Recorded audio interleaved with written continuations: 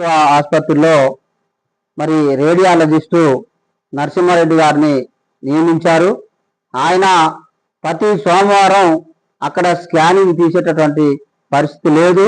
నేను ఐటీడీపీఓ గారికి ఫోన్ చేసి చెప్పాను, మరి అక్కడ ఉన్నటువంటి ఆర్ఎం గారికి ఫోన్ చేసి చెప్పాను. ఎవరికి చెప్పినా కూడా మరి ఆయన గురించి పట్టించుకునే పరిస్థితి లేదు.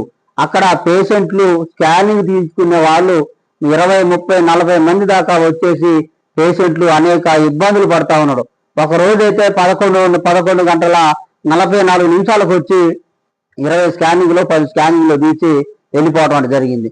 అయితే పొద్దున 10:30కు వచ్చి 2 గంటల దాకా మరి డ్యూటీలో ఉండాల్సినటువంటి డాక్టర్ మరి ఇది అది అని చెప్పేసి అని సొంత హాస్పిటల్లో పనిచేసుకుంటూ ఇక్కడ పనిచేయట్లేదని చెప్పేసి మేము అధికారులకు కూడా తెలియజేయడం జరిగింది.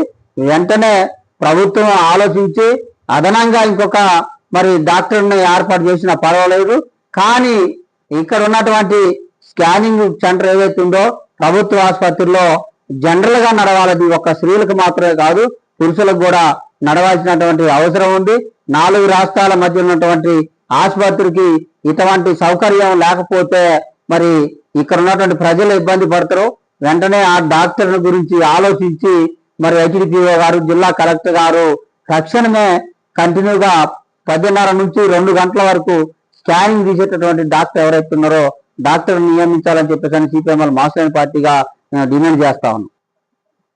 ఆడకు వచ్చినటువంటి పేషెంట్లు ఎవరైతే ఉన్నారో వాళ్ళనే మరి ఒక 10 మందిని 20 మందిని తీసి మిగతా వాళ్ళనే రేపు రమ్మని చెప్పి పంపించేటటువంటి పరిస్థితి ఉంది.